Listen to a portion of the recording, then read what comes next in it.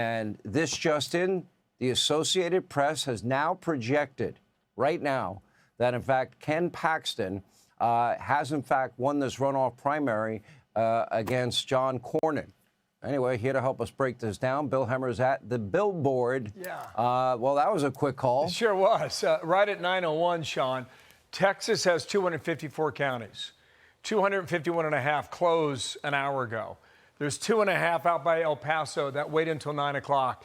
And just when we hit 9:01, the AP made the call. Sean, this is a story tonight about endorsements and how endorsements on behalf of Donald Trump matter, all right? So you got 49% of the vote in. The race has been called for Ken Paxton, 25-point advantage over John Cornyn. Sean, you can go all over this map. The flip in these counties is extraordinary to me when you go back 2.5 months to what we are seeing tonight. Take you down to Harris County. This is Houston, all right? Population rank is number 1 out of 254, okay, Sean? These are the results right now. Little more than half of the vote in. Just want to make this point for you. Paxton leads by 29 points. I'll take you back to the primary just 2.5 months ago. So it was March 3rd. All right, here in Harris County, Houston, John Cornyn was a 1-point winner over John Cornyn. That's a 30-point swing in 2.5 months, Sean, and that's what we're watching, not just in Houston popping out. I'll bring you back to current data right now as it's coming. This is Tarrant County. This is Fort Worth, just west of Dallas. Again, 57% in. Paxton's up almost 18 points. I could take you back and show you over and over, no matter where I go, well, just about everywhere I go on this map, I should say, Sean, that Ken Paxton is having a significant night in Texas. So what happens now?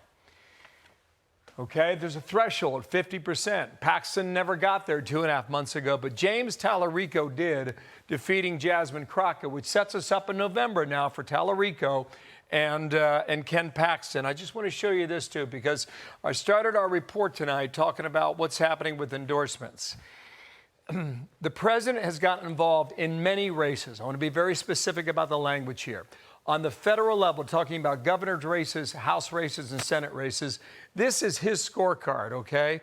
He has endorsed 8 governors. Now, some of these races weren't real close, didn't have a lot of competition, but some of them did. I mean, we saw what happened in Louisiana, the primary of Bill Cassidy. We saw what happened a week ago tonight with Tom Massey in Kentucky. And now we're seeing it again tonight, okay, in Texas. Governor level, Trump endorsed 8.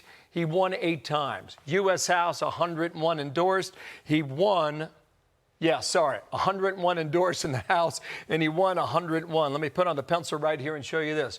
U.S. Senate, Sean, he has endorsed 8 candidates.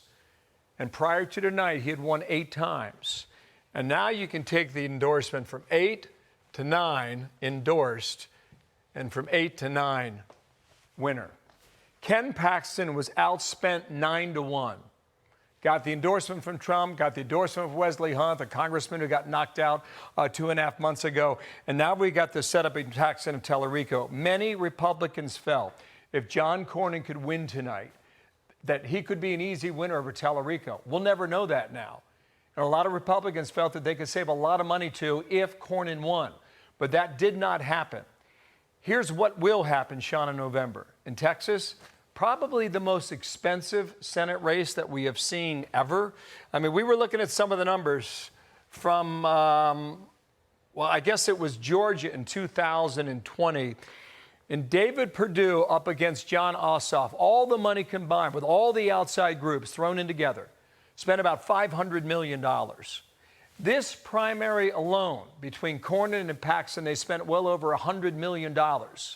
Paxton 9-1, well over, Cornyn spent 9-1, like more than $90 million compared to Paxton's 10. With Tallarico and Paxton, with the U.S. Senate razor thin right now, Sean, you could be looking at the most expensive primary ever. That would surpass what we saw in Georgia in 2020. And just to top it off, you're at about 50%, 49% for Ken Paxton. He's up 25 points on John Cornyn. I don't know a lot of people who had good money on that result, Sean, but that's what we're seeing right now in Texas. All right, Bill Hemmer at the Billboard. All right, thanks for watching. Check out my new podcast, Hanging Out with Me, Sean Hannity. The big interviews, the debates you won't get anywhere else. Like and subscribe for new episodes every Tuesday and Thursday.